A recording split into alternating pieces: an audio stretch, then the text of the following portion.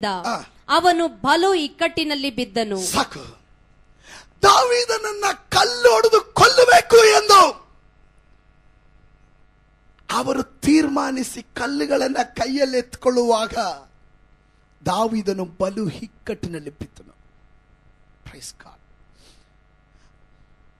ಜನ ಎಲ್ಲ ಅವನಿಗೆ ವಿರುದ್ಧವಾದರು. ನಾನು ಕೇಳ್ತೇನೆ, ದಾವೀದನೇ, ನೀನು ಏನಯ್ಯ ತಪ್ಪು ಮಾಡಿದ್ದೆ?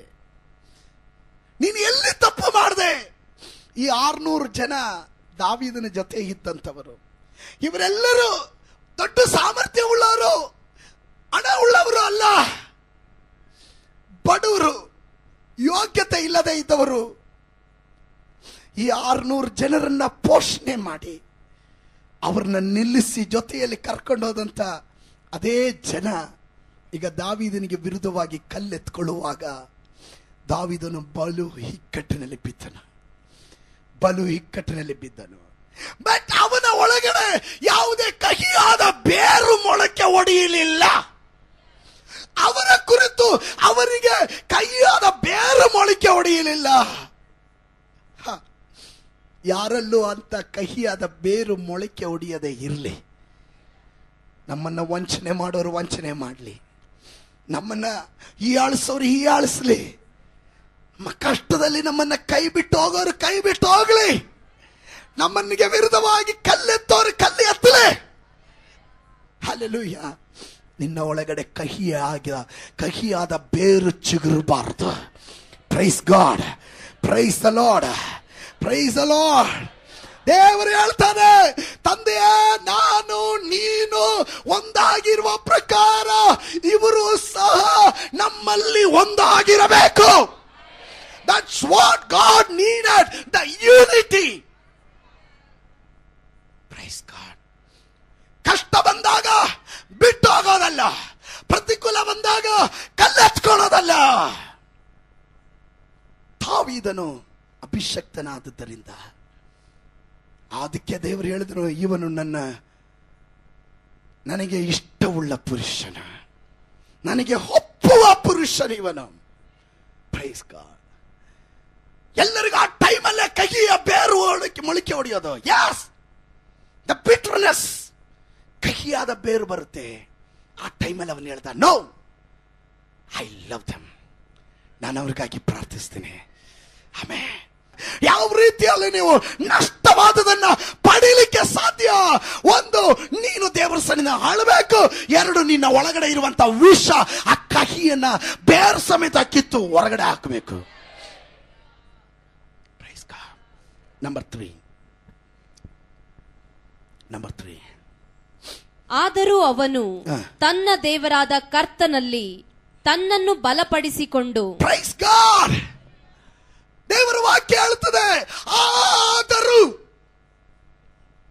ಇಷ್ಟೆಲ್ಲ ಜೊತೆಗೆ ನಡೆದವರೇ ಕಲ್ಲು ಕೈಗೆ ತೆಗೆದುಕೊಂಡು ದಾವೀದನಿಗೆ ವಿರುದ್ಧವಾಗಿ ಹೊಡೆಯೋದಕ್ಕೆ ಬಂದಾಗ, ಆದರೂ he strengthened himself. He was trusting God. ಅವನು ದೇವರಲ್ಲಿ ಆಶ್ರಯ ಇಟ್ಟನು. ಅವನು ತನ್ನನ್ನೇ ತಾನು ಬಲಪಡಿಸಿಕೊಂಡನು. ಇವತ್ತಗಲೊತ್ತಿನಲ್ಲಿ ನನ್ನನ್ನು ಕೇಳುವ ದೇವ ಮಕ್ಕಳೇ, ಅನೇಕ ಘಟನೆಗಳು ನಮ್ಮ ಕಣ್ಣು ಮುಂದೆ ನಾವು ಕಾಣುವಾಗ, ಅನೇಕ ಘಟನೆಗಳು ನಮ್ಮ ಕಿವಿಯಲ್ಲಿ ನಾವು ಕೇಳಿಸಿಕೊಳ್ಳುವಾಗ ದುಃಖ ತರುವಂತದಾಗಿದೆ, ವೇದನೆ ತರುವಂತದಾಗಿದೆ. But one thing we know, ಅಲ್ಲಲ್ಲಿಯ ನಮ್ಮ ಫಲ ಯೆಹೋವನಾಗಿರೋದ್ರಿಂದ,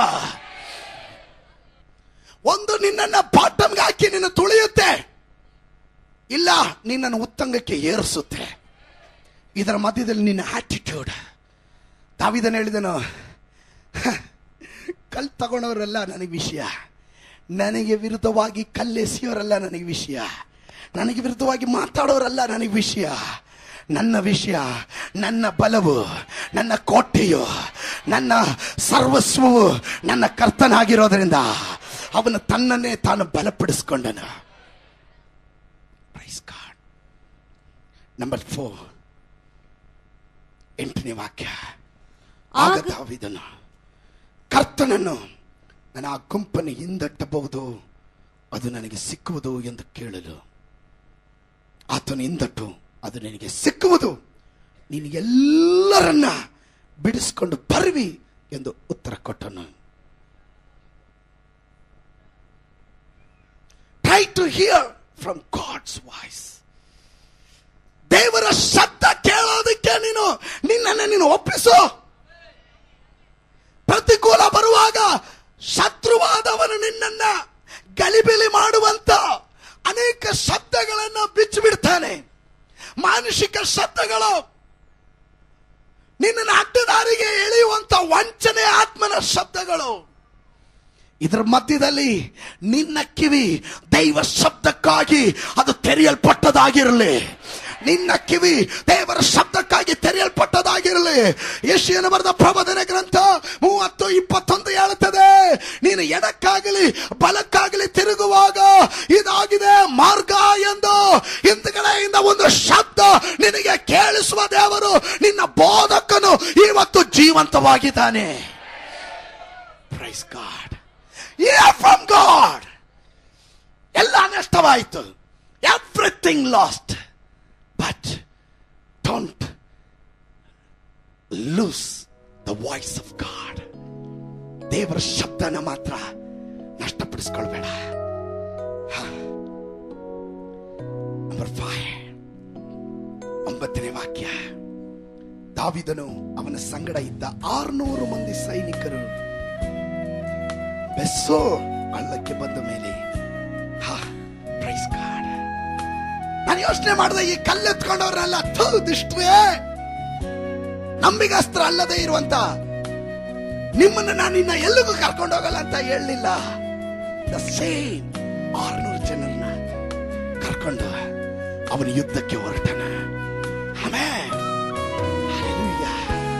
ವೀಕ್ನೆಸ್ಗಳು ಬರುತ್ತೆ, ಕೊರತೆಗಳು ಬರುತ್ತೆ, but that is not ultimate result. ಅದಲ್ಲ ಅಲ್ಟಿಮೇಟ್ ರಿಸಲ್ಟ್, ಅದಲ್ಲ ಅದರ ಅಂತಿಮ ಫಲಿತಾಂಶ.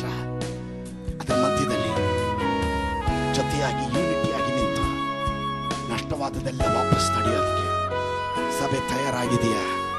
ಸಭೆ ತಯಾರಾಗಿದೆಯಾ? ತಯಾರಾಗಿರೋದಾದ್ರೆ ಗಟ್ಟಿಯಾಗಿ ಒಂದು ಆಮೇನ್ ಹೇಳ್ರಿ. Dear friends, if you are blessed by watching this program, kindly write to us. Our address is Reverend M. Ravi, Post Box number 5623, Bangalore 56010.